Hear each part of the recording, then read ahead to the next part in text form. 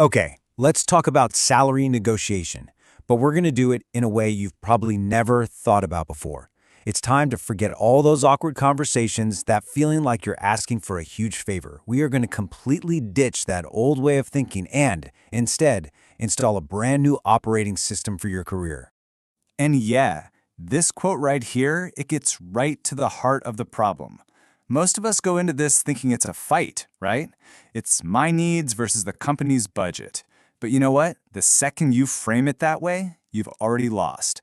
Your mortgage, your car payment, inflation, the market doesn't care. It's just not part of the equation. So here's the big shift. We are deleting that old employee mindset and installing something called the asset frame. I want you to start thinking of yourself as a business of one, and your employer, they're just your most important client. In this new frame, the market doesn't give a damn about your needs. It only, and I mean only, respects leverage. This idea is the foundation for everything we're about to cover. All right, Section 1. Let's start by officially dragging that old, broken mindset to the trash can. It's been costing you money for years, and it's time to get rid of it for good. Just look at the difference here. It's night and day. On the left, you have the traditional employee, who's basically operating from a position of weakness. They're asking, they're hoping, they feel awkward about it. But on the right, you have the asset. The asset operates from a position of strength. It is not about asking for more money, it's about stating your value. It's not about your feelings, it's about cold, hard, undeniable data. And I want to be clear, this isn't just some feel-good theory. The goal of this entire blueprint is incredibly specific and tangible: to execute a 20% market correction on your income. Yeah, it sounds ambitious, I get it, but it is absolutely achievable if you follow this playbook. Okay, on to phase 1, the audit. Before you even dream about scheduling a meeting with your boss, you have to build your case. This is where you gather all the ammunition, all the hard evidence of your value to the company. This slide lays out the critical difference. Look, saying I worked hard is the bare minimum. Your boss already expects that. And how you feel, totally irrelevant in this context. What matters, what's absolutely essential, is objective, quantifiable impact. How much money did you make the company? How many hours of labor did you save? What specific, expensive problem did you solve for them? That's the stuff that matters. So here's your homework. For the next few months, I want you to become an accountant of your own value. Step 1, you document every single win, big or small. Step 2, you quantify it. You have to assign a dollar figure or an hour value to every single one of those wins. And finally, step 3, you put it all together into a single document. This becomes your case file. Just let that sink in for a second. From a purely business perspective, if you can't prove your financial value, you're not an asset. You're just an expense on a spreadsheet. You have to find the number that represents what you're worth. Because when you walk into that meeting, that number isn't just a fact. It's your leverage. It's your sword. Okay, so you've built your case file. You've got your sword.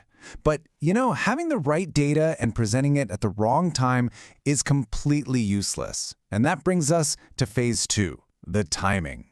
This is where strategy becomes everything.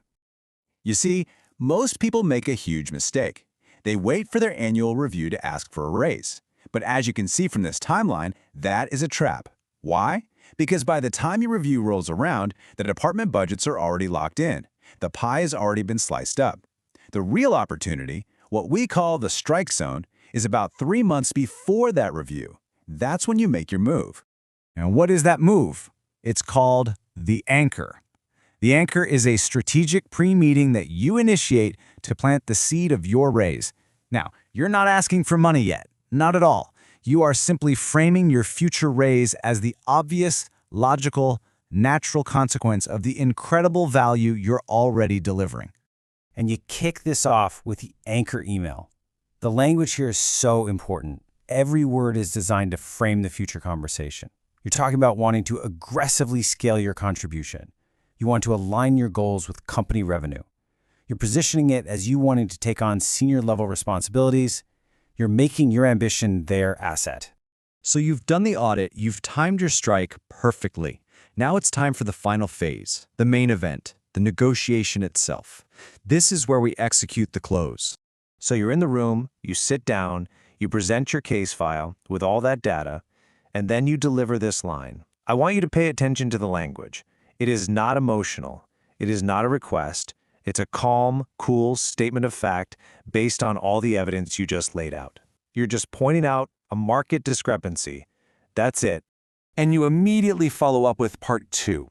Again, listen to the words. You are not asking for a raise. You are stating what is required to correct this to market rate.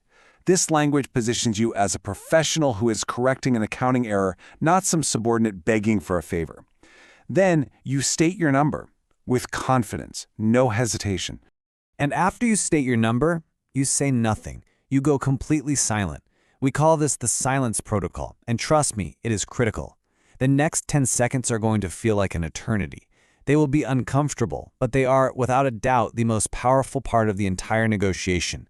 Do not explain yourself. Do not justify the number. Let the weight of your evidence do the talking. The first person to speak loses. Now, they will almost certainly come back with an objection. Probably the classic, we just don't have the budget. This is standard procedure. But you don't argue, and you don't retreat. You pivot. You agree with them, and then you propose a solution. I understand. So let's create a performance roadmap to my number and get it in writing. This move is genius. It transforms a no into a yes if, and it gives you a committed, documented path right to your goal. Okay, let's wrap this all up by reinforcing the main idea. This whole thing, it's not just a tactic you use once. This is your new operating system. This is a permanent mandate for how you manage your entire career from this day forward. And I really want you to never forget this. This whole process, the asset frame, it's not about being greedy. It's about having the self-respect to demand what your market value dictates you are worth.